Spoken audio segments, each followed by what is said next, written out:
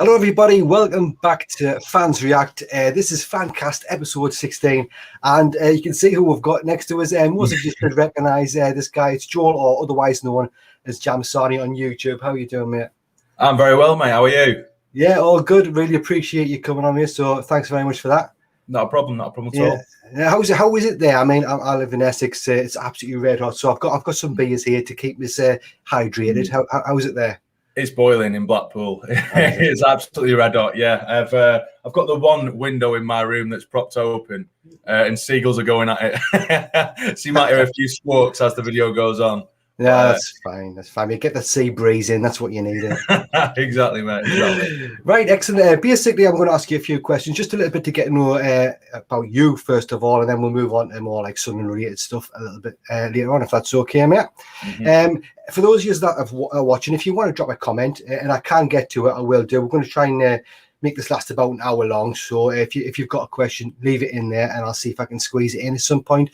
Also, I do have a little baby, and you might have noticed on the last stream, baby was screaming. So if you do start hearing that, it means just getting a nappy change. It'll only last a couple of minutes. But, yeah, so we'll get straight onto it, mate. First of all, I think I'm going to just make it out as if nobody knows you. Nobody knows anything about you. You might have said some of these things on your channel. But first of all, mate, JamSarny, where did that come from? Well, a lot of people seem to think JamSarny, obviously, like white bread, then red, than white. They think it's red and white, and it interlinks with Sunderland. Yeah. They think I'm clever, but I'm not. But it is just the most daft name you could possibly think. Basically, I'd say I used to be a gamer. I still am, but I just used to name like my character in different video games. I'd name daft stuff, generally very immature and rude, as you can probably imagine, because it's funny to see these characters call you stuff. But one day I was just being daft, and I put JamSarny. And then it just stuck, and I was using the name JamSonny for everything, be it on my Xbox Online and stuff. Then when I eventually made a YouTube channel, it was JamSarny. So it's not exciting, it's daft, but that's it. Yeah. What made you actually start the YouTube? Was it for Sunderland reasons why you created the channel in the first place, or? No, not at all. When I originally started, I wanted to do a gaming channel because that's all I watched on YouTube. I didn't watch Sunderland reaction channels or anything like that. That was never my thing.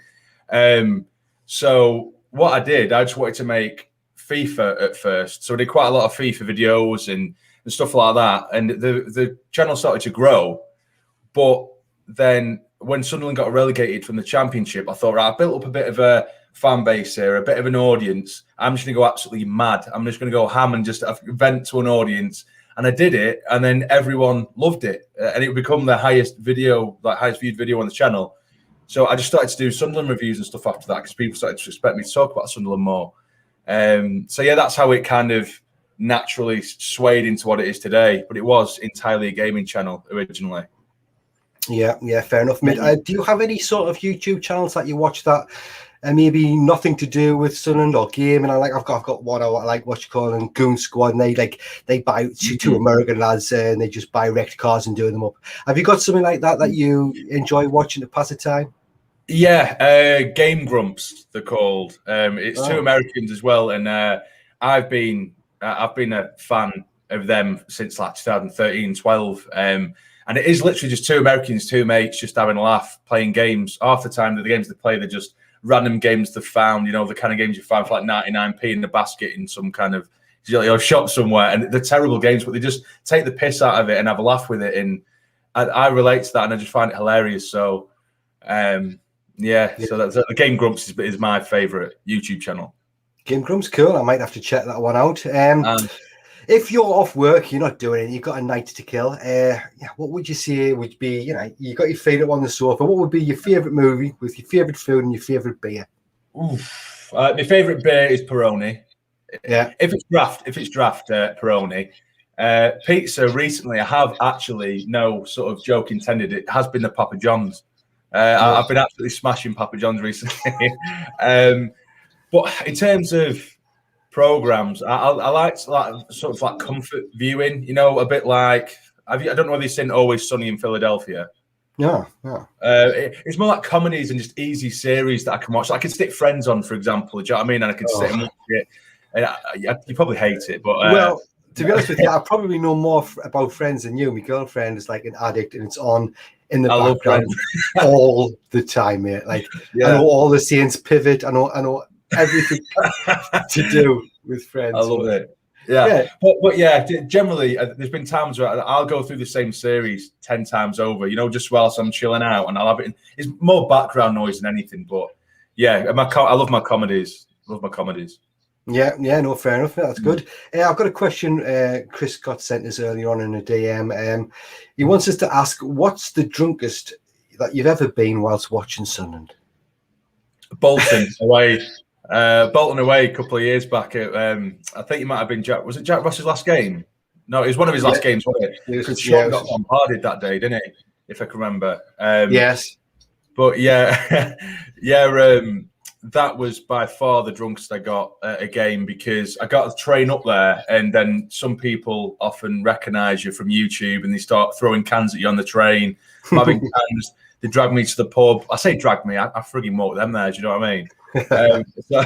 They go to the pub and they're all throwing shots at me. I'm drinking whiskey, smashing it. I could not remember a second of that game.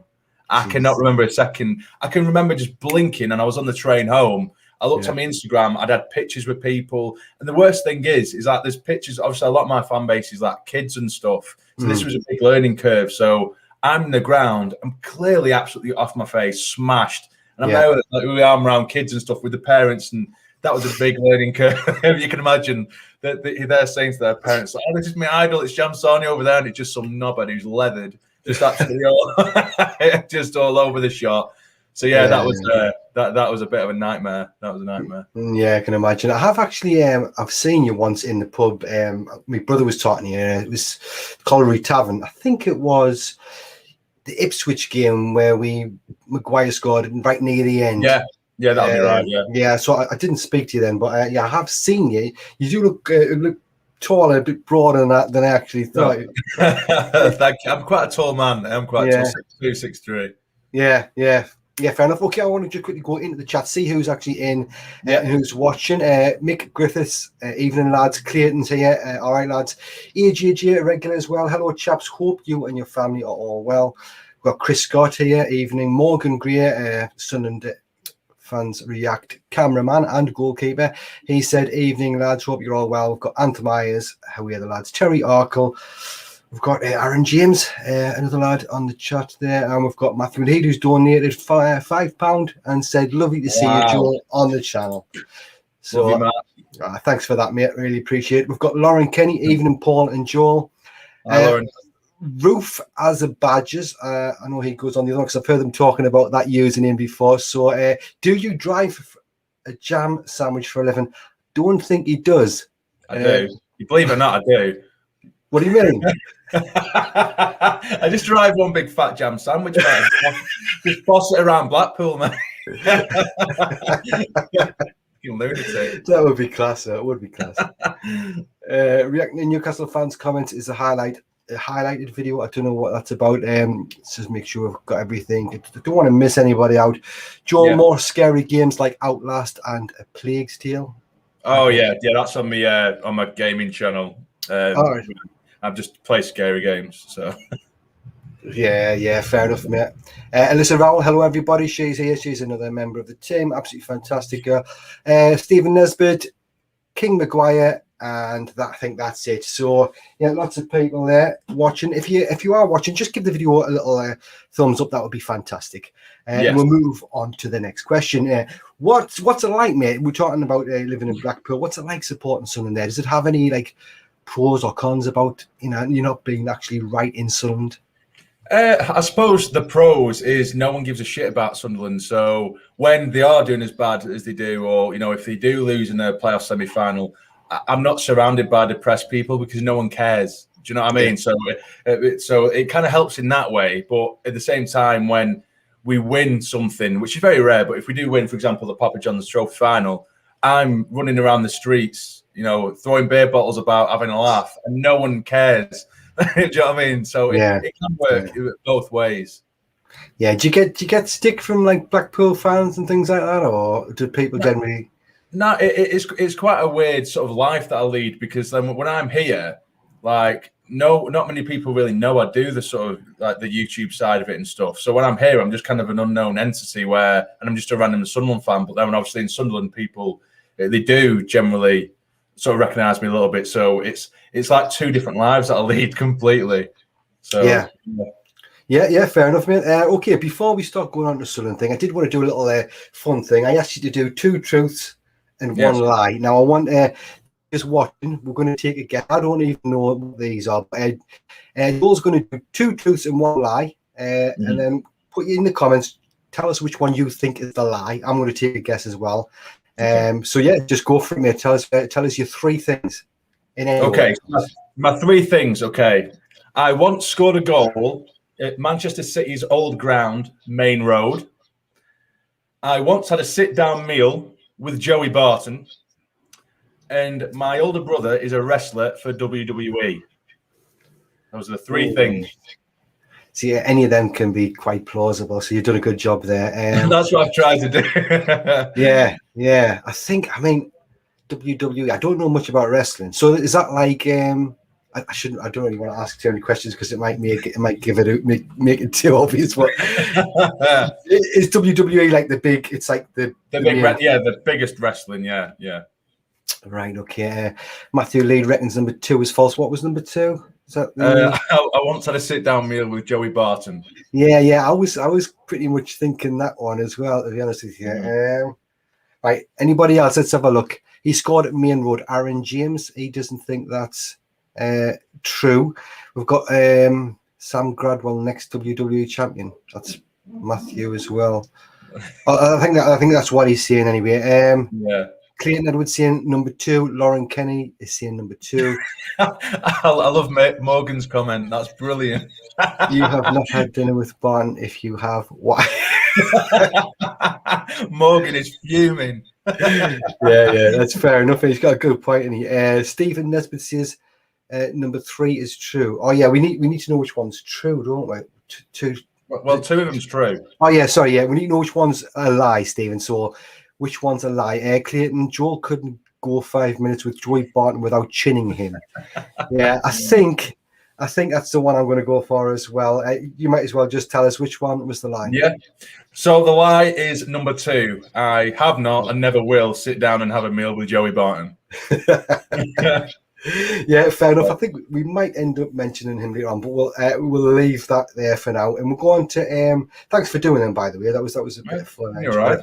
We'll start with some Sunderland questions, mate. What basically got you into being a Sunderland fan, considering you're not from the area? Well, long story short, basically when I was younger, I loved football. I always loved football. I had a ball at my feet. I was playing all the time. But a lot of my family, like historically, they're from Manchester, so down the generation. So they all support Man United. So they were trying to get me to support Man United, but I didn't really care for them at all. I was loving football, but I didn't really care for United, even though they were winning everything at the time. They had the treble season, like I said, but I just didn't care for them.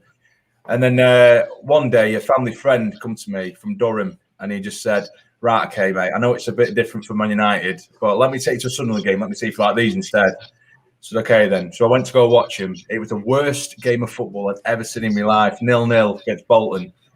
And I absolutely fell in love. When I was about 10-year-old, I would have been 10-year-old. Absolutely fell in love with him. The next day, I brought the kit. I had a big puffy jacket with the Sunderland badge on. I loved it. Took it to school. Proud as punch.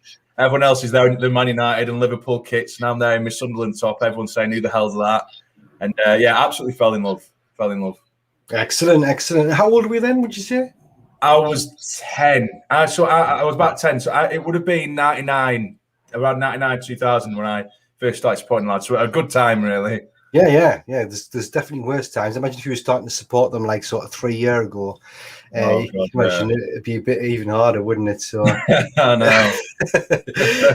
We'll go on to the next question, mate. This one is like sort of 3 answers. What's your first, worst, and best memories of being Sunderland? Obviously, I think you've just pretty much answered your first one. Yeah. What's your worst and your best moments being a Sunderland fan? The worst.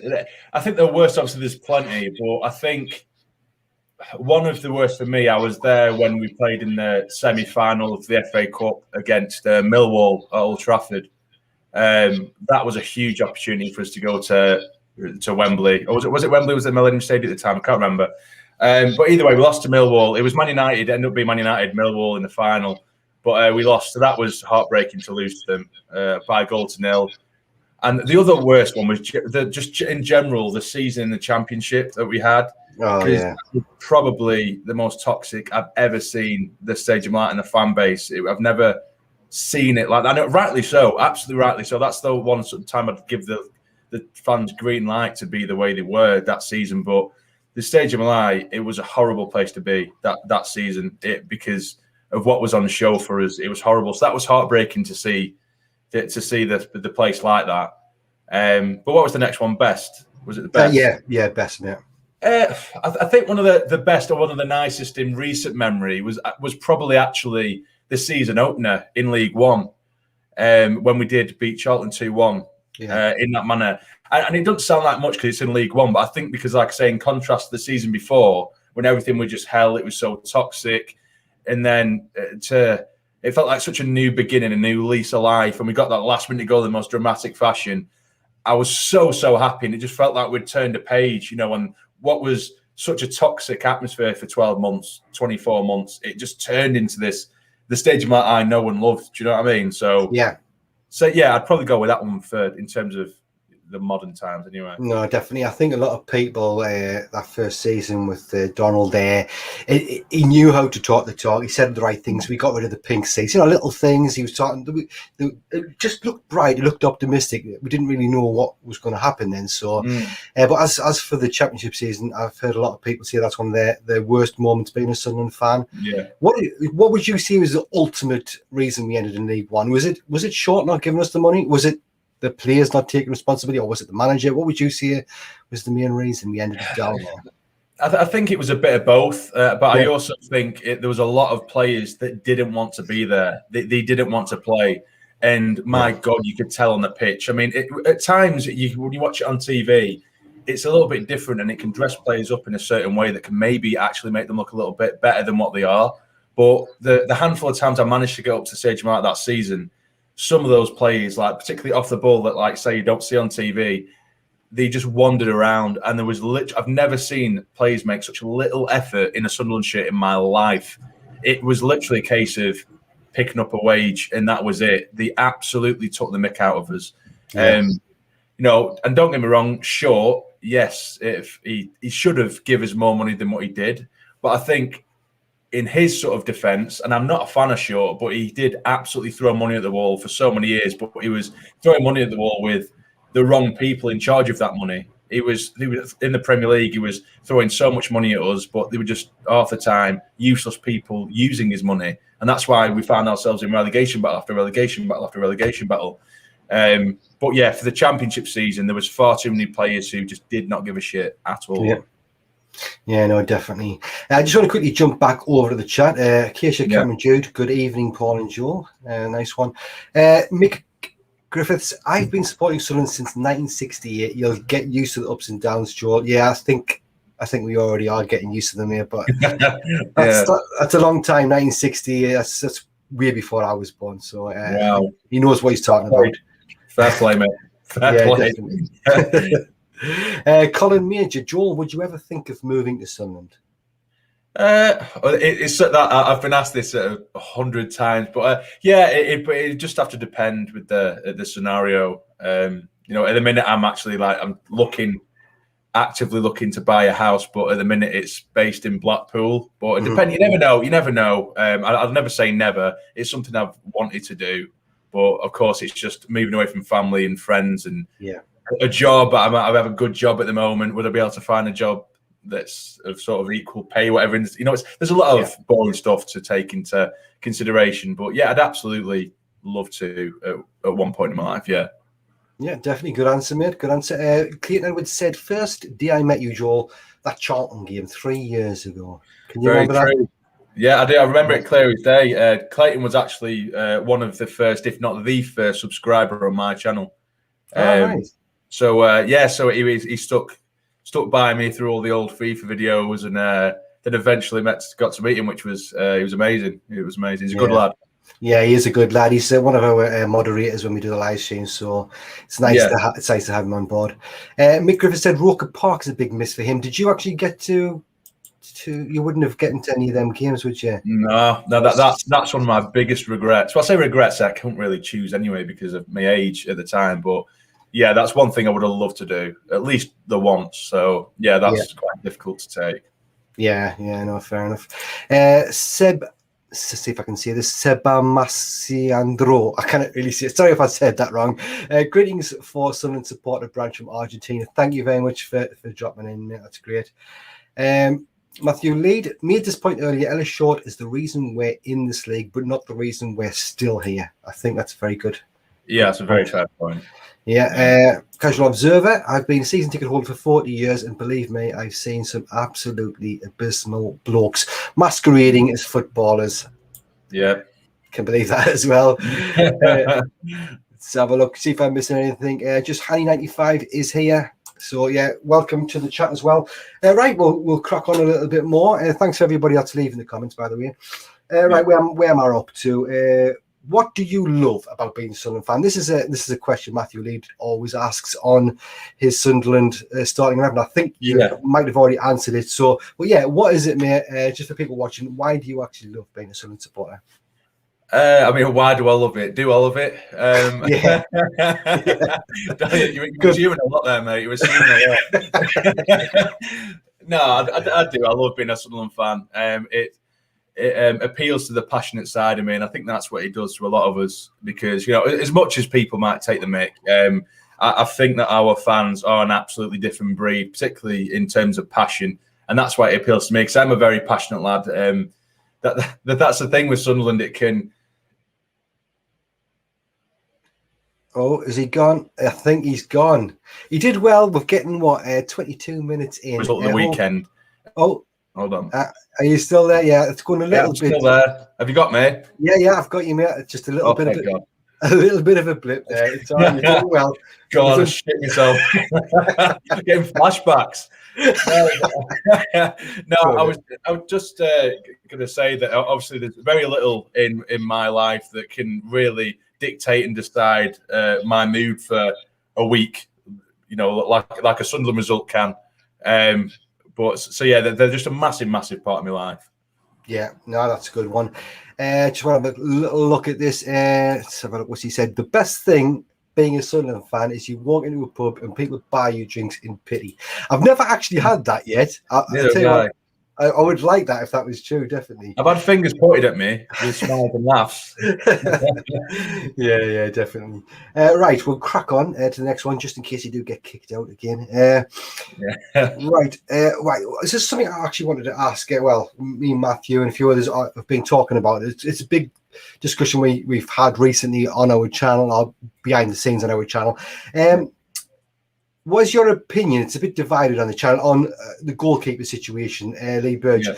What do you make of him? Is he our number one? Would you have him as a number one keeper for next season? Was he to blame for losing a lot of points last season? I think there's a lot more than the goalkeeper that lost his lot of points. But in answer to your question, should he be number one? No, absolutely not. I don't think he should be number one. Yes, he has saved his points, but I think he's done nothing more than a goalkeeper should do, which is ultimately stop shots. But a keeper that is so likely and is such a liability at times, I don't think you can comfortably have a goalkeeper of his ilk and his ability as number one if you want to go up. In my opinion, because he is a liability. He can come up with a great save. Don't get me wrong, but you can't have someone who is that inconsistent to that level and expect to have him as your number one to win the title or go up. Do you know what I mean? So for me, nah, he can be a number two. I don't dislike the lad. I'm not saying he's an awful goalkeeper, but he's just far too inconsistent for me. Yeah, no, I think Matthew will be quite agreeable with that. But you're not. You're not. Well, to be honest with you, Matthew's just stronger. He really doesn't like Burge, and to be honest with you, he's pointing out a few reasons why, and I can see why. I just think, I know we need better. I know definitely we need better. I wouldn't have him as a number one keeper, but I think having him in the squad is okay for this league personally. But yeah, he has made some right clangers, no doubt about that. So yeah, Alyssa Rowell, I first fell in love with Sunderland because they gave me free ice cream from the fan zone as a 7-year-old. That's a good reason, isn't it? That's not. Reason. And she's only young, so that's not that long ago.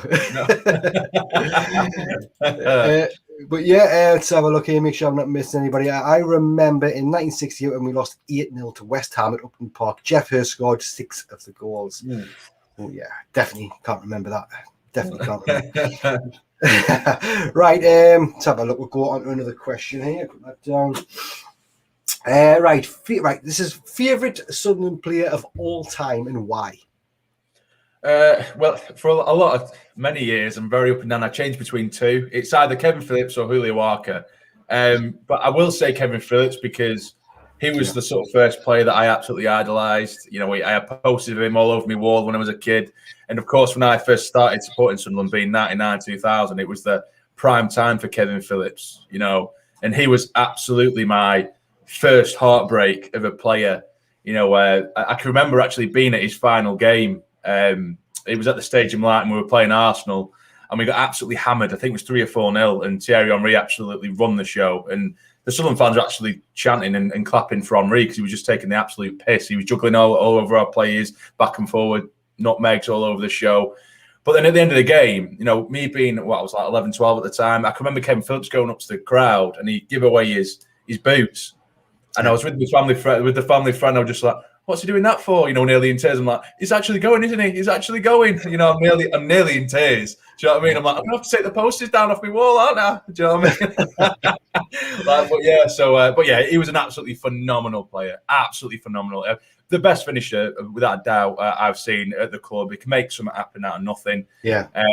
But yeah, absolutely Kevin Phillips. Yeah, 100%. I absolutely loved him. And I know people sometimes always just pick the ones that score the goals. But like you say, he did more than just score goals. He was just fantastic player, in my opinion.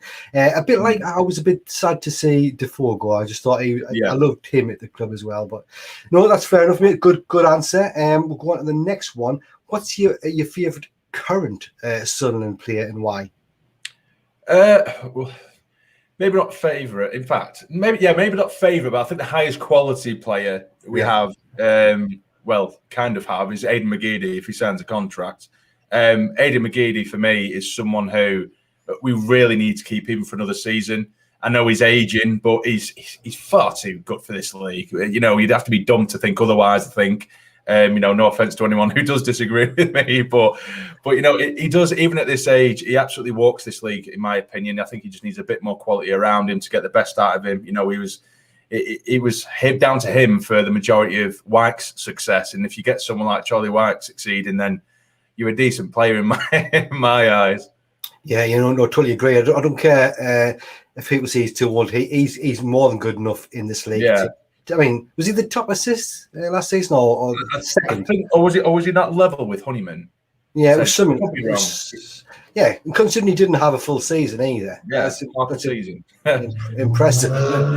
Okay, we'll go on to the next one then. Best and worst managers at Sunderland. What are them? You've got a few worst ones to choose from. I would think. Yeah, loads. The best, again, it takes me back to when I first started supporting the club, and that's Peter Reid. Peter Reid, for me, he was the sort of, he was almost a father figure watching Sunderland, you know, because he was just an ever-present. He was always there. He brought me some of the best times. He managed my favourite player. He was a brilliant man manager, and you can see that there's plenty of behind-the-scenes footage with Peter Reid, and you can just see what a quality manager he was. And like I say, his man management was second to none. And he's so old school, and I love that, the old school. There was no, you know, having to tread on eggshells around these players. You know, please don't shout at me. You know, fuck off. You know, but in terms of worst, I can see in the comments now some people saying Parkinson, which you have a shout. But for me, David Moyes, I will never ever forgive that man. I will never ever forgive that man for what he absolutely stripped that squad.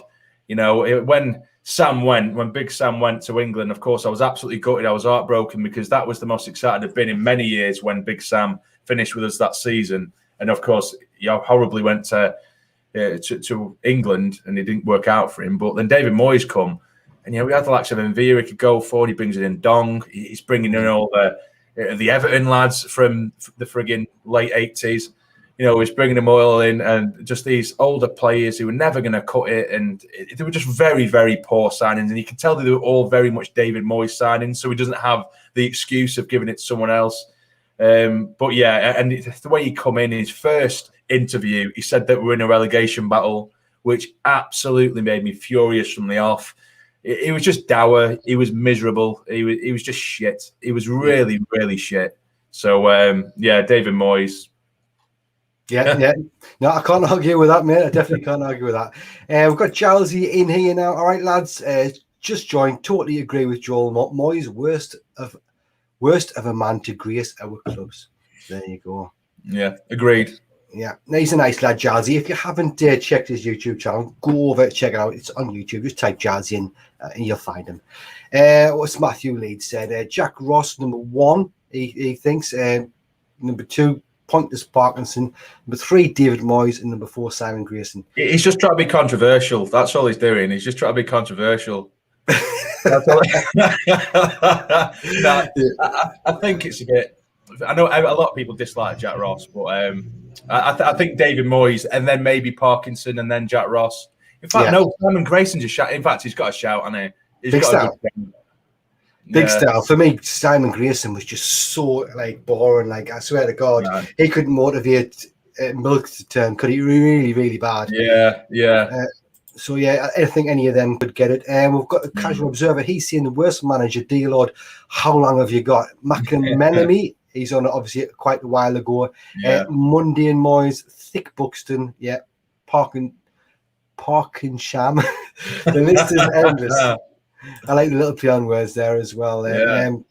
Morgan Gray, David Moyes gets Sunderland relegated 5 years later. 5 years later, he's in Europe with West Ham. How? That is a good question. He prayed a lot. He prayed a lot, and God answered his prayers. Because how the hell he has managed that, I do not know. I couldn't give you an answer, mate. I could not give you an answer to that. Yeah, well, it's Sunderland. He was working obviously with different players, not getting any money, all that sort of stuff. So, I mean, you can only rate him off how he is with us, really. I mean, you can't say anything else. So, yeah, fair enough. We'll crack on to the next question we've got here. What is it? Is there any other sports or any other teams that you have soft spots for that you like to sort of keep your eye on and follow? Honestly, no, not in particular. No, I'm very very narrow-minded. I know that a lot of people also like to watch, other YouTubers from other teams and stuff. Which I suppose if we're up and coming or about to play a certain team, I like to watch other YouTubers of that team. But for me, I'm just very Sunderland and Sunderland only. Whatever league Sunderland are in, or whoever Sunderland are playing at the time, that is what I'm interested in. It's like now that sometimes I'll forget half the players that are playing in the Championship because I'm so driven and focused on League One with Sunderland. So I don't even really pay no mind to what's happening around us in other leagues. So no, not really. No, I mean abroad, there's a couple of teams on the Italian leagues that I like to watch. Like Inter, for example. I like watching Inter. And I was a massive fanboy of the Brazilian Ronaldo when I was younger as well. So. I used to have a Inter top with Ronaldo on the back of it. But other than that, no, it's just Sunderland, mate. Yeah, you got no other sports either. I'm into Formula One. There's nothing you're just football, lad. Yeah. Nothing. I mean, when I was younger, I quite enjoyed playing cricket and basketball as well. But I never followed the sport as a whole. But I like playing it. I love playing any sport really. I was a very sporty lad, but I didn't really follow the actual professional side of it. Yeah, fair enough. Listen, Raul, Leicester City are one of my favourites to watch. Used to like Northampton before they got promoted. For some reason, she doesn't like them now. What have you done?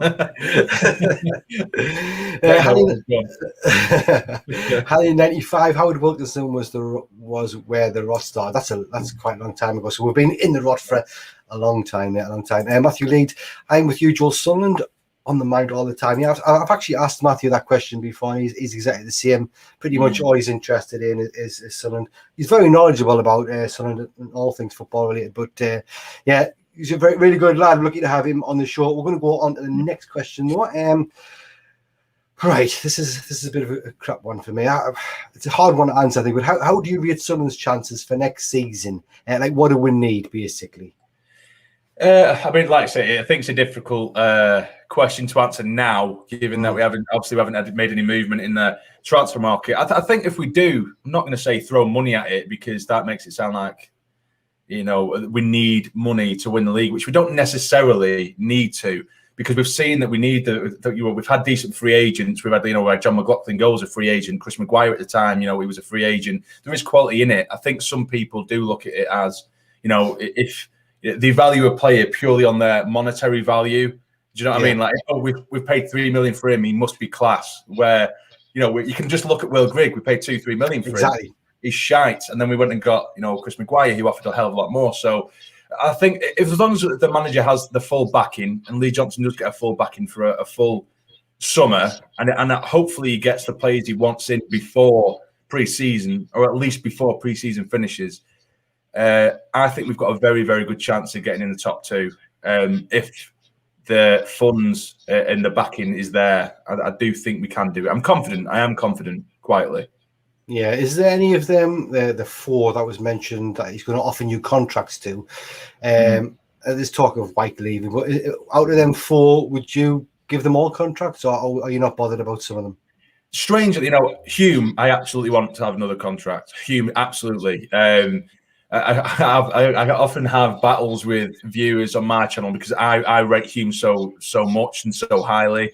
I think at times, and people forget it at times, you know, Hume, when we're going through a poor patch, even with Parkinson, you know, no one looked interested attacking wise, and we weren't even getting into the final third. And Hume, from the left back position, he was dragging us up single-handedly by himself and getting us into those attacking positions, when if he wasn't on the pitch, we'd be sat in our half for the entirety of games. You know, he has the ability to do that. So I do really, really rate him, and I do think he has improved defensively as the season went on. In fact, I think he improved a hell of a lot. Of course, when he come back from injury recently, he wasn't. He didn't look too sharp. But Wyke, strangely for me, and I've only said this recently on the channel, if he wasn't, or if he didn't accept the contract, I wouldn't be heartbroken. I wouldn't be particularly fussed. I would rather him stay because he's in form at the moment. But for me, with Charlie Wyke, when he's on the pitch, we become very one-dimensional.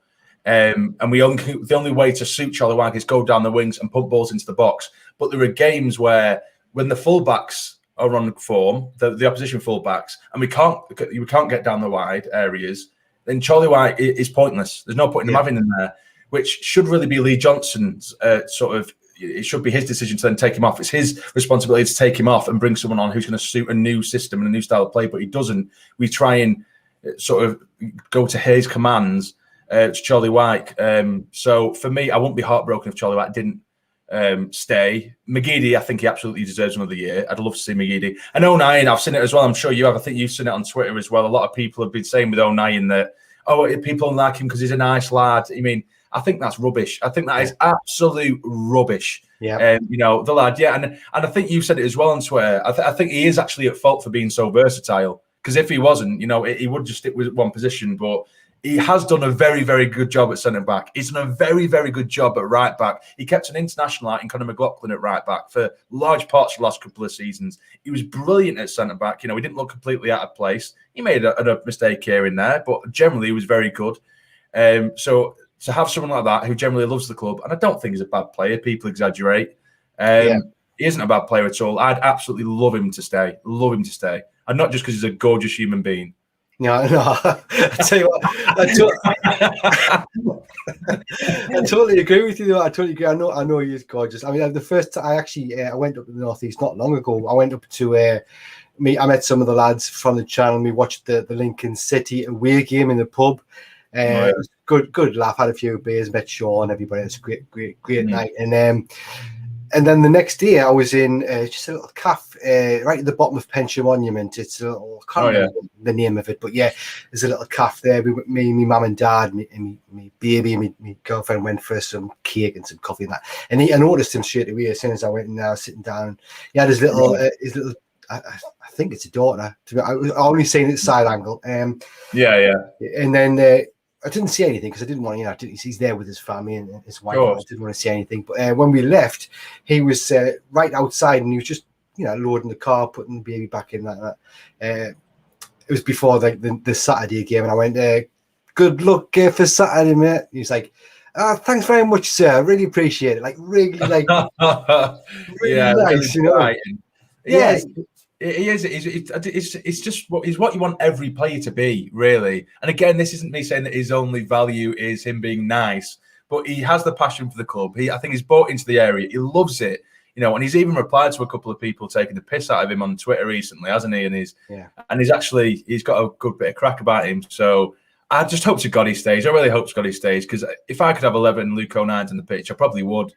Yeah, big star. You can't work. You can't sort of the amount of effort he puts in. Like how. I mean, I actually rate him quite good as a player. I know some people find that shocking, but like, I really think he's a decent player. He is a decent player. I'm not going to say obviously he's not pulling up trees, but he is a good player. I don't see where this negativity has come against him. I have no idea at all. I honestly think it's jealousy. I think it is jealousy, and people don't like that. I think obviously some people just like to see the sort of hard, tough faces, like a Catamole and that kind of passion, where this is a different kind of passion where it's pure positivity. It might grate on people because he's always got that massive smile on his face. But for me, I love it. It's someone who's clearly enjoying playing for our football club that we love. So why is that pissing people off? Do you know what I mean? It makes no sense to me.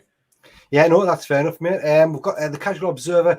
We need Streaky Johnson to cut out the buzzword and cliche corporate crap interviews. What do you think about that? What do you think about Johnson? That has been actual fans calling for him to leave.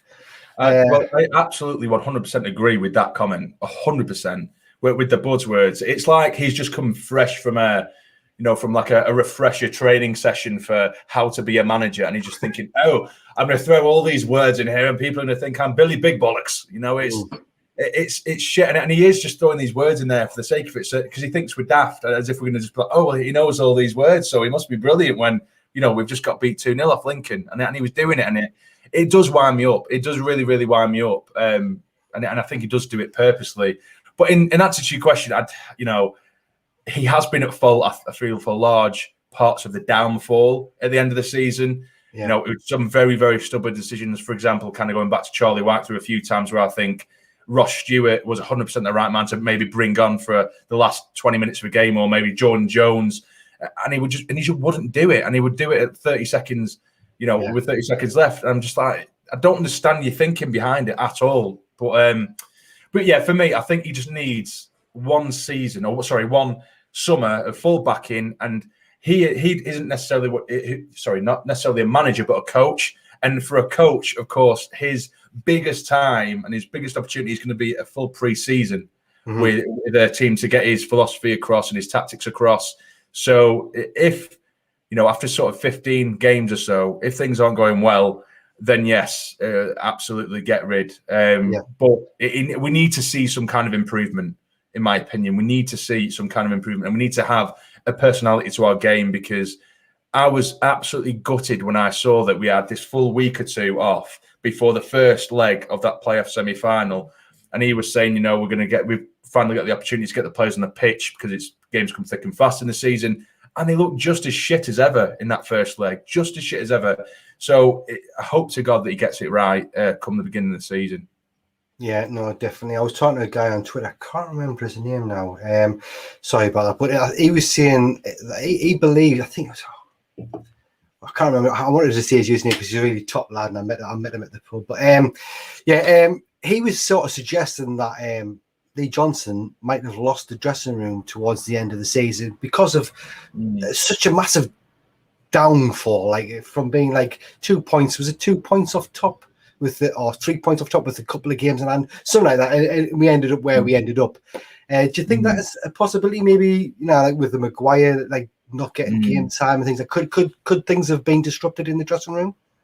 Potentially. I think that kind of thing, and I think if you go back to him using the buzzwords and all that, and the way he does have his interviews, a lot of managers are very different from how they have post-match interviews to the way they are in the dressing room. But if he acted like that in the dressing room, If you're pumped up and you're firing up, and if he starts coming in with all these, buzzwords, or if you're pissed off because you 1-0 down at half time and he's coming in saying, you need to do this, you need to do that, but using these posh words, I wouldn't want to play for that knobhead. Do you know what I mean? I wouldn't want to play for that. I want someone to come in and just, give us a bit of passion, and he doesn't come across as that kind of person.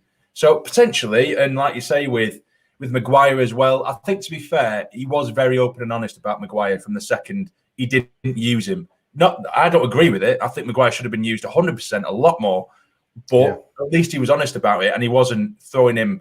We weren't throwing him to the wolves. We weren't throwing him to the kids. And he weren't doing that. I think it was probably quite a ballsy move to throw him in when the fans were screaming for him. And it's a shame that White didn't just pass the ball on a plate for Maguire, and it would have been a completely different story in the second leg. But there we go. Yeah, no, definitely. Keisha Cameron Jude, apparently Middlesbrough are now after Denver Hume. What are your thoughts about that? Do you think he could go there?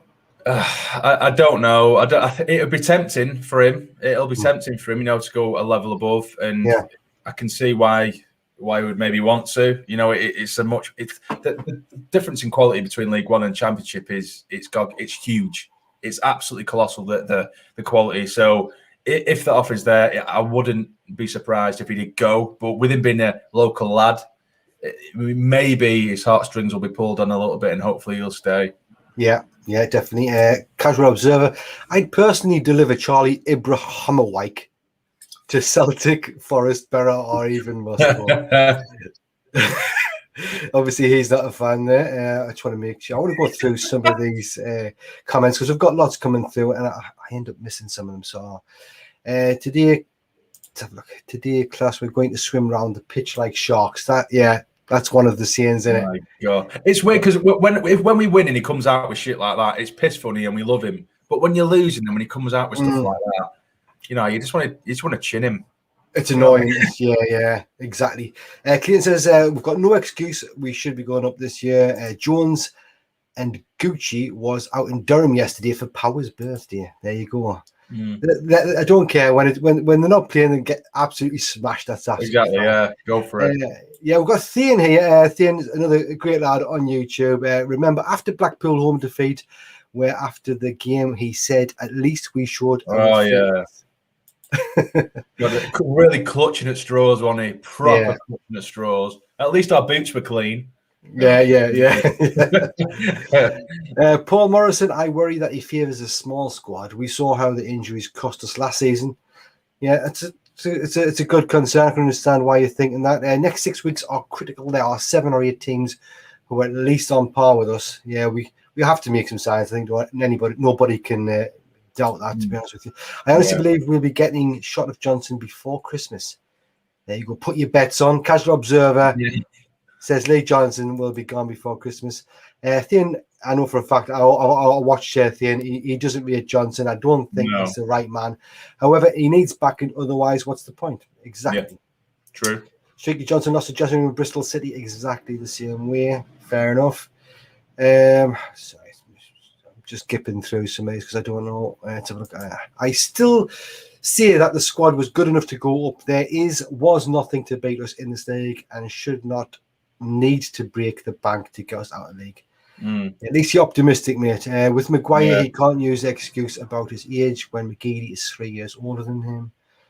That's fine. Thien said I wouldn't mind if we lose Hume. He's not good enough to be our first choice left back. I disagree. Absolutely disagree with that. 100%. I think Hume is improved massively. And like I say, in games where we are struggling to get out of our half, he single-handedly drags us up. And he actually did that better at times than Oviedo in the first season. So, and that's when Hume wasn't even really coming along. So I think he has more than enough quality to be our first choice in left back in League One. I think that's a little bit harsh. But obviously that's your opinion, Thane, mate.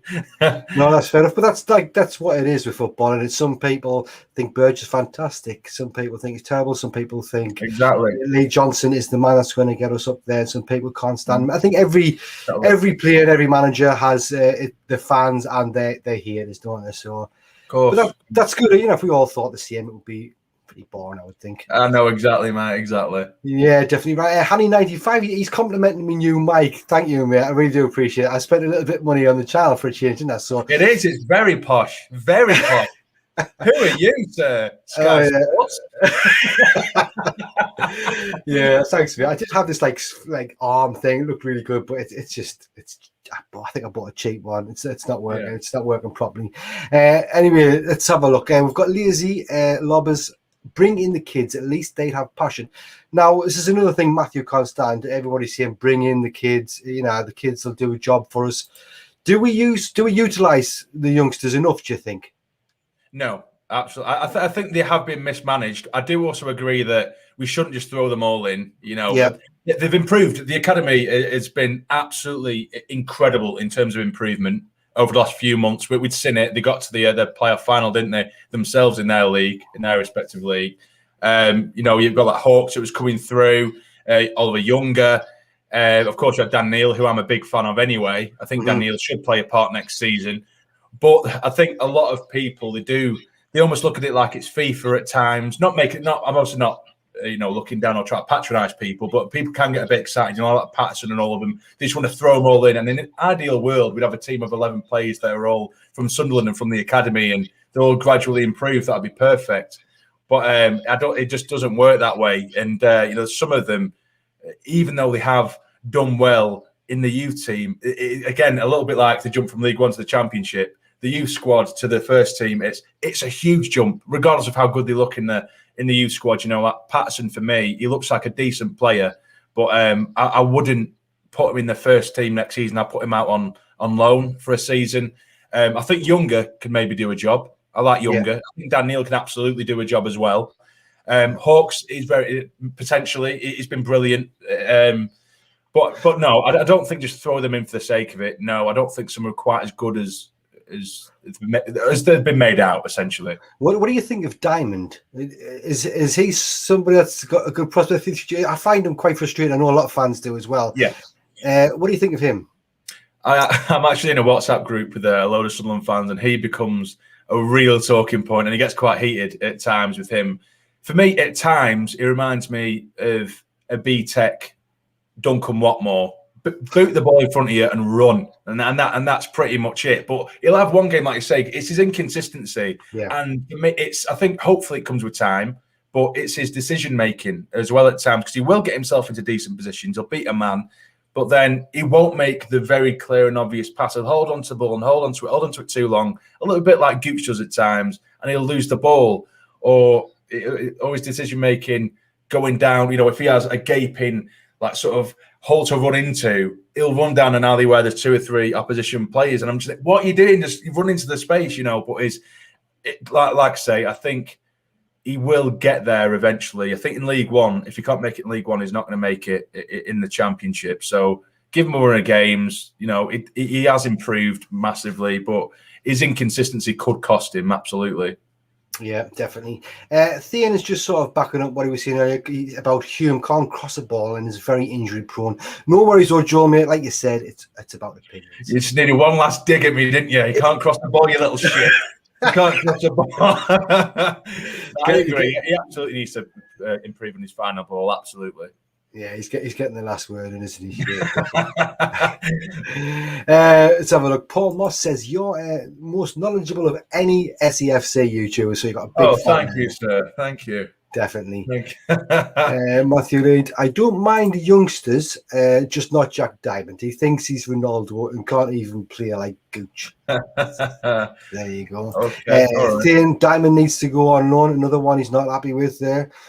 Thean, we need to keep Diamond. So there you go. They're having a little discussion in the chat about Diamond. Like you see, he does divide opinions. We've got Sean Middleton. It says JamSarny is a legend.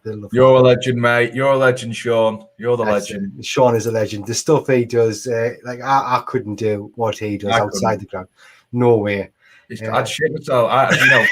I would. I'm an absolute wuss for that stuff at the best of times. You know, if people are celebrating around me, I shit myself. You know, if he's going straight in the face of people who are wound up. Never do that. I could never do that. That's Oxford. Yeah, no, definitely, totally agree. Andy, good evening, everybody. What's your thoughts on Luke 09? We've spoke about Luke 09 possibly going to minutes, but watch this video back. You can have a look at that later on. All right, I've got a couple more things before we end it. First of all, the league hate table, mate. You've probably heard of this before if you've watched a few of the episodes. It's basically any player, any manager from any league of any time who you would like to go on the hate league table, who would you pick? Well, I'm actually glad that you've asked me this now. I was worried that you were going to ask it me before, you know, the two truth things. And right. Because otherwise it would have made this ridiculous, wouldn't it? Yes. Absolutely, Joey Barton. And I know I'm just adding to the table, and I'm just adding, there we go. I absolutely despise the man. I despise him. Hates everything he's about. I think his attitude's minging. He thinks he's so much better than what he is. He's just so arrogant, and he plays the role well. But my God, people try and like hook a fish online, don't they? And they try and get you. He does get me every time. He winds me. My cousin, she actually, she's head of security at Fleetwood's ground, and he actually asked her to get me in once whilst I was pissed outside. I wanted him that bad. But no, I despise him. Despise the man. No, as you can see, he's had 9 votes. This is the 16th episode, and including yourself, 9 people have picked him above any other manager or player of all time from any league or any team. So, I think he just for me, he's embarrassing. Like he's as a manager, he's supposed to be professional, and all he's really interested in is trying to wind the Sunderland fans up. Which it doesn't. I don't like get annoyed by it, but I just think it's just pathetic. It is. It's absolute obsession in the highest order. There's times where he's in a pre-match press conference for a completely different game. It's nothing to do with us. And then it'll just start going off about Sunderland randomly, just saying, if I was in charge of Sunderland, they'd be promoted by now, and this, that, and the other. And they probably asked him if Bristol Rovers have any frigging injuries, and that's his answer. Do you know what I mean? He's absolutely obsessed with Sunderland. But I can remember many years ago. You probably remember it yourself when we were in the derby, and we had Dixon Atuhu in the middle, and Joey Barton clashed with him. On the it was a really high foot, and Dixon Atuhu was like a 6'4" beast, wasn't he? He was massive. I was just waiting. I was screaming at my screen. I was like, "Just deck him, lad, deck him." But, obviously, it never happened. But no, definitely. I don't think he's ever going to be. I've never met a single Sunderland fan that says that they really like him. So I think he's already won that table. But we'll keep it going. You never know. I might open it up to everybody at some point and just let it go wild. But we'll see. We've got Paul Morrison. It's worrying that we can't attract the likes of Fraser, who chose MK Dons over us. But to be fair with that, Paul, to be fair, I think just before the what was it now? What is it? The wage? What's it called now? The salary cap. Jesus Christ! Just before the salary cap was put in place, no Parky was still there at the time. We actually did have Fraser, I believe anyway, Fraser and Luke Garbutt. They were literally on the verge of signing on that same day that the salary cap was introduced. And obviously Fraser went to MK Dons and Garbutt went to Blackpool. So I don't think it's the likes of, it's not really that we couldn't attract him. It's just at the time, it was poor timing. But for me, and I've said in another video, Fraser is someone who I would absolutely love at the club. And we desperately need him. We desperately need someone with a bit of creativity in the middle that can actually go forwards and not backwards from the middle. Yeah, no, I think we've lacked that for a long time, definitely. And I did watch your latest video talking about players that potentially could be coming and things like that. There's a couple you mentioned in particular. Could you just give it a little, go over, obviously watch that video as well, everybody, but could you just give us a couple of players that you think would be a good addition to the squad next season? Well, Fraser being one of them. Fraser would have been my number one. As I say, now that we've got rid of, Scowen, Power and Ledbetter, which I think is a very ballsy move, to be fair, but we basically have no central midfielders properly anyway, so we need to rebuild that completely. Of course, you can't only live on attacking midfielders from the middle, but we relied so heavily on a system of just going down the wings, and the middle have offered absolutely nothing apart from backwards football. We need someone like Fraser to be able to bring us up the pitch, a bit like, as say, Denver Hugh drags us up. You need someone to be able to do that from the middle and actually attack the opposition from the middle. So Scott Fraser would be perfect there. I think Dion Sanderson, of course, is the obvious one in terms of a defender. But I highly doubt that we'll get that one over the line. I don't think that's going to happen. I think he'll go to a top-end championship club, in my opinion. I know that Scott Tanzer was originally linked, but he's just gone to St Mirren. literally a couple of. Oh, there we go. He went. He literally went a couple of days after I spoke with him myself. So that didn't go so well. And I think now it makes sense, the conversation I had with him, because I've spoke with him since. And he did say to me, because I said, "You're going to go to Sunderland," and he basically said, "We haven't heard anything, and if they were interested, I would have expected a bid by now." So I thought to myself, I was like, "Why by now?" So obviously St Mirren must have put a bid in. So either way, yeah. So that's gone. In terms of a striker, I think we need anyone with a bit of pace, really. Maybe Ross Stewart can fit that bill, because he's actually a quick lad for a big lad. Owen Dale could play on the wing from Crewe. He looks like a good lad and a good player as well. He could play anywhere across the front. So, but yeah, that's what I think we need. Those are the kind of players I think we need. Attacking-minded players for midfield is my biggest want. Yeah, no, definitely, mate. That's fine. Steve Flounders, you would think even without my Sunderland hat on, we should be able to get any player we really want from League One and League Two. 30,000 supporters watching, and surely with KLD wages shouldn't be a problem. Yeah, I totally agree. We should be able to attract the best players in League One, in my opinion, with what we've got. But yeah, that's pretty much it. Is there anything you'd like to ask me before we end it? How did you start supporting Sunderland? Obviously, because you're not. Well, so because you're based. Were you born in Sunderland? No, I was actually born. I think I've mentioned this before. I was born in Mansfield Town in Nottingham. Okay. So that should be, going off birthplace, that should be me hometown. Right. Or even if I wanted to pick like a bigger club like Nottingham Forest, something like that. But yeah, I was only there till I was 6 months old. My dad was working there in the pits. That's why we ended up living there for a little while. And then when I was about 6 months old, we moved back to Washington. And I grew up in Washington pretty much from the age of 6 months old, moving about bits and places till I didn't leave there till I was about 35, 36, something like that.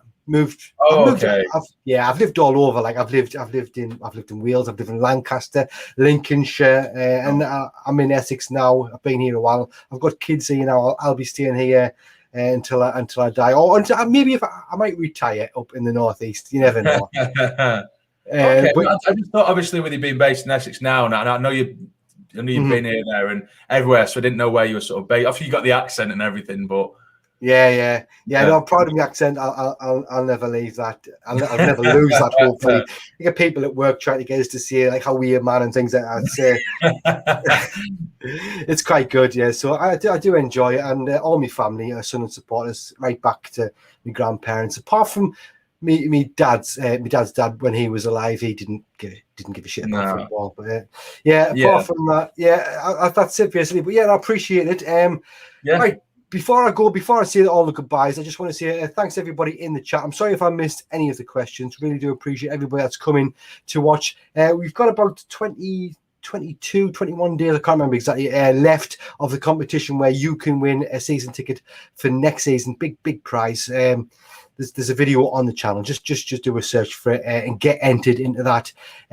We're in League One, but a free season ticket is a pretty good prize in my opinion. So what a prize. That. Yeah, not a bad one, is it? So hopefully it's the promotion season as well.